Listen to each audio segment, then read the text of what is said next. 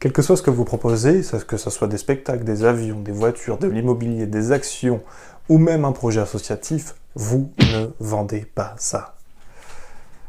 Bienvenue à tous, c'est un grand plaisir de vous recevoir sur cette vidéo. J'espère que vous allez bien, que vous êtes en forme, et que malgré cette chaleur étouffante, vous arrivez à faire ce que vous avez envie de faire.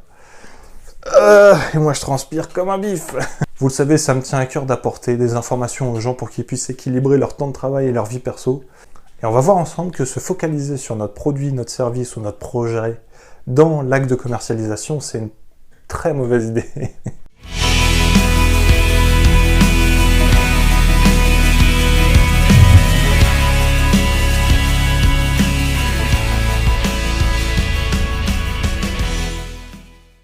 Et si vous voulez tout de suite aller plus loin dans l'information, vous pouvez cliquer juste en dessous ou juste au-dessus, en fonction du média sur lequel vous vous trouvez, pour choisir le créneau qui vous conviendra pour suivre une session de formation, de conseils et d'accompagnement privé et personnalisé pour vous. Je vais prendre 5 minutes pour expliquer ça, autant que je peux. Si vous reste des questions, vous pouvez les poser dans les commentaires, et surtout, lâchez-vous, faites-vous plaisir dans les commentaires.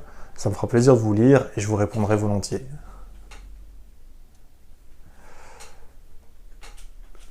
Et tant qu'on y est, marquez dans les commentaires si vous avez déjà senti la frustration d'avoir fait un pitch parfait, extraordinaire, vous avez été royal à ce moment-là. Vous n'avez pas eu de commercialisation quand même, ou pas de signature à la fin. Ça vous est déjà arrivé? C'est pour une simple raison, vous n'êtes pas ce que vous vendez.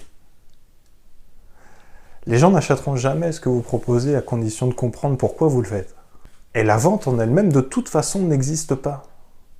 Simplement parce qu'on ne peut pas forcer quelqu'un à faire quelque chose contre son gré. Calmez-vous.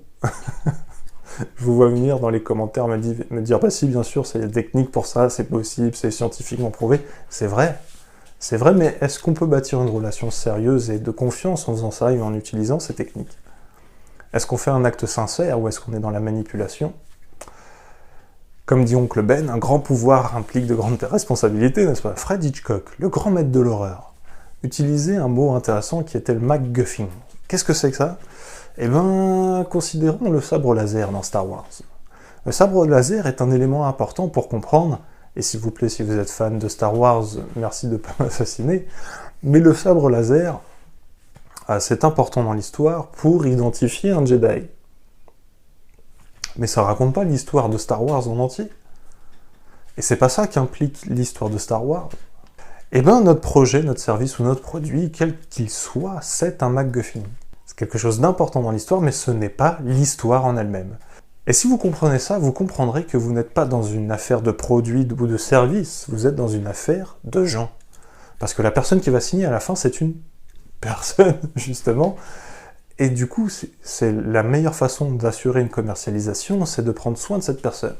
Donc si c'est les gens qui achètent, je vous propose qu'on se concentre sur eux, plutôt que sur le produit.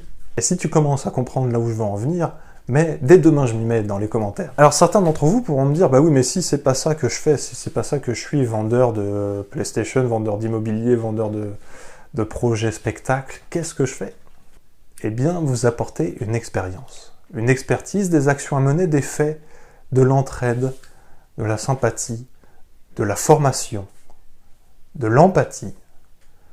Et tout ça nous amène sur le fait d'avoir touché une vie. Accompagner cette personne dans la compréhension de son besoin sincère et réel à elle. Quand on bascule de ce côté-là, on n'est plus dans la vente comme on l'entend, on est dans de la philanthropie.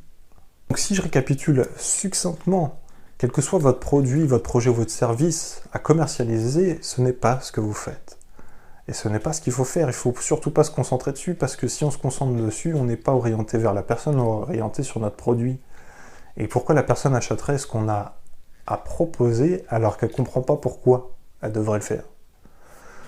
Alors orientons-nous vers les gens, soyons plus philanthropes. D'ailleurs, je vous invite à lire l'effet philanthropique, D'ailleurs, je vous invite à lire l'effet philanthropique, qui va vous ouvrir les yeux sur le sujet, et bien entendu, vous pouvez toujours sélectionner le créneau qui vous correspondra pour participer à une session conseil, avoir un suivi personnalisé et l'appliquer dans votre domaine, pour que vous puissiez bien entendu avoir plus de productivité, équilibrer votre temps de travail et votre vie perso, et moins de stress au travail. Quoi qu'il en soit, je crois en vous, je sais que vous êtes capable de grandes choses, et si vous êtes d'accord, on va les faire ensemble. Prenez soin de vous, et je vous dis à très bientôt.